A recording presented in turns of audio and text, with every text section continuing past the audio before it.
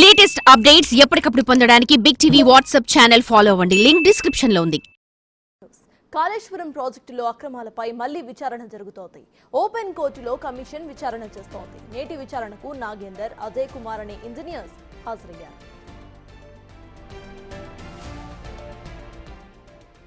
ఇక నుంచి ప్రతిరోజు కూడా 2 సెషన్స్ లో ఓపెన్ కోర్టు విచారణ జరగబోతోంది. వారం రోజుల్లో ఇంజనీర్లు, బ్యూరోక్రాట్స్లతో విచారణ పూర్తి చేయాలని కమిషన్ భావిస్తోంది. ఇప్పటికే విచారణకు హాజరైన ఇంజనీర్స్ లో పలువురిని మళ్లీ ప్రశ్నించాలని కమిషన్ నిర్ణయం తీసుకుంది. ఈ నెలాఖరు నాటికి ఎన్డీఎస్ఏ ఫైనల్ రిపోర్ట్ కమిషన్ కు ఇవ్వబోతోంది. అలాగే ఎన్డీఎస్ఏ, విజిలెన్స్, సిఏజీ అధికారులను కూడా కాళేశ్వరం కమిషన్ బహిరంగ విచారణ చేయబోతోంది. ఏజెన్సీ ప్రతినిధులు, అకౌంట్స్ ప్రతినిధులను సైతం విచారణకు పిలువబోతోంది.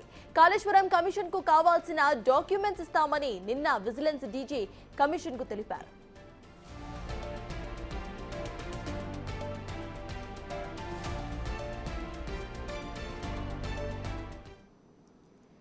కాళేశ్వరం ప్రాజెక్టుకు సంబంధించి మళ్లీ విచారణ అయితే స్టార్ట్ అయింది. ఇదే అంశంపై పూర్తి డీటెయిల్స్ ను మా ప్రతినిధి హేమ అందిస్తారు. హేమ, చెప్పండి, ఓపెన్ కోర్టులో కమిషన్ మళ్లీ విచారణ చేస్తున్నట్టు తెలుస్తోంది. అయితే కొంతమందిని రీఇన్వెస్టిగేట్ చేస్తున్నట్టు కూడా తెలుస్తోంది. సో దీని మీద అప్డేట్స్ ఏంటి?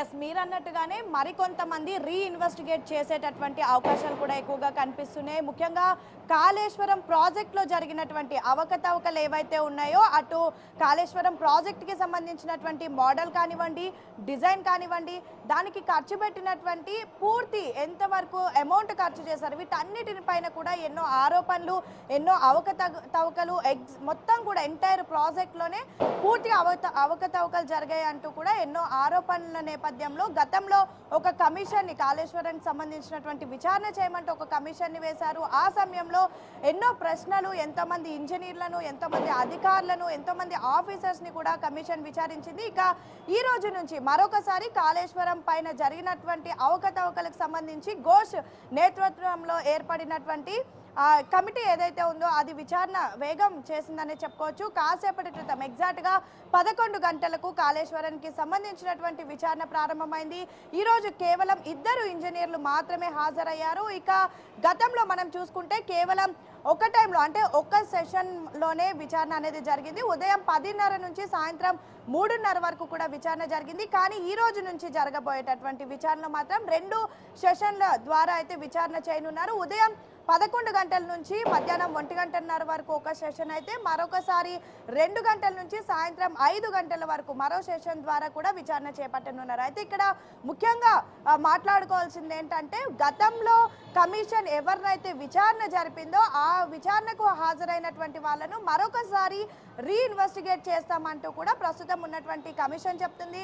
మోరోవర్ ప్రెజెంట్ స్టేట్ నుంచి రావాల్సినటువంటి విజిలెన్స్ రిపోర్ట్ ఏదైతే ఉందో దానిపైన సర్వత్రా ఆసక్తి నెలకొందని చెప్పుకోవచ్చు. ఎందుకంటే పొలిటికల్ వర్గాలు మొత్తం కూడా ఎదురు చూస్తున్నాయి. స్టేట్ నుంచి, ముఖ్యంగా విజిలెన్స్ నుంచి ఎటువంటి రిపోర్ట్ రాబోతుందంటూ కూడా ఎదురు చూస్తున్నారు. దీనికి సంబంధించి ఈ రోజు నుంచి విచారణ ఉన్నటువంటి నేపథ్యంలో నిన్న కమిషన్ చైర్మన్ అయినటువంటి ఘోష్ని, అటు విజిలెన్స్ డీజీ అయినటువంటి కొత్తకోట శ్రీనివాస్ ఇదే ఆఫీస్లో దాదాపు 40 నిమిషాలు కూడా వాళ్ళు భేటీ అయ్యారు. పూర్తిగా దీనికి సంబంధించినటువంటి విజిలెన్స్ రిపోర్ట్ని వెంటనే సబ్మిట్ చేయాలని చెప్పినటువంటి నేపథ్యంలో వీలైనంత త్వరగా, మోస్ట్లీ ఈ మంత్ ఎండింగ్ వరకు కూడా పూర్తి రిపోర్ట్ని అందజేస్తామంటూ విజిలెన్స్ డీజీ కొత్తకోట శ్రీనివాస్ రెడ్డి తెలిపినట్టుగా కూడా తెలుస్తుంది. ఇక మోరోవర్ ఎన్డీఎస్ఏకి సంబంధించినటువంటి రిపోర్ట్, అదేవిధంగా కాకి సంబంధించినటువంటి రిపోర్ట్ పైన కూడా పూర్తిగా ప్రస్తుతం కమిటీ దృష్టి పెట్టిందని చెప్పుకోవచ్చు. వాటికి సంబంధించినటువంటి రిపోర్ట్ కూడా ఈ నెల ఆఖరి వరకు చేరుకోనున్నాయి. మొత్తానికైతే ఈ నెల 29వ తారీఖు వరకు కూడా ఇదే ఆఫీస్లో, బీఆర్కే భవన్లో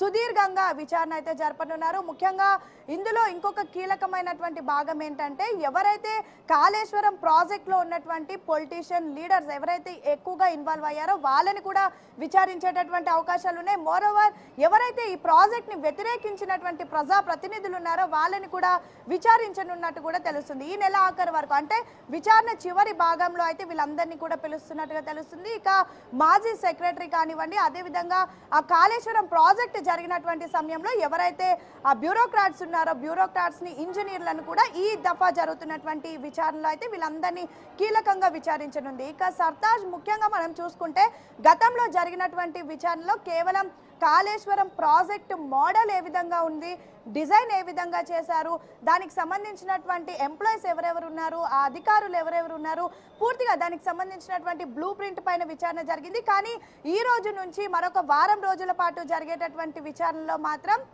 అసలు మొత్తం కూడా ఎంత వ్యయం దీనికి వెచ్చించారు, ముఖ్యంగా ఎంత డబ్బులు దీనికి జరిగింది, ఎందుకంటే ఒక ప్లానింగ్ చేసినటువంటి సమయంలో ఒక పర్సెంటేజ్ ఆఫ్ అమౌంట్ని చెప్పారు, అనంతరం ఆ అమౌంట్ అంచనాకు మించి దాటాల్సినటువంటి కారణాలు ఏంటి, దీనికి సంబంధించినటువంటి ఆడిటర్ ఎవరు, పూర్తి విషయాలపైన అయితే ప్రస్తుతం రెండో దఫా జరుగుతున్నటువంటి విచారణలో అయితే అన్ని క్వశ్చన్స్కి ఆన్సర్ చేపట్టే పనిలో అయితే ప్రస్తుతం కమిషన్ ఉంది. మొత్తానికైతే గంటన్నర నుంచి సుదీర్ఘంగా ఇద్దరు ఇంజనీర్లను కమిషన్ విచారిస్తుంది. 29వ తారీఖు వరకు కూడా ఈ విచారణ కొనసాగనుంది. Sartaj. Right, thank you Hema.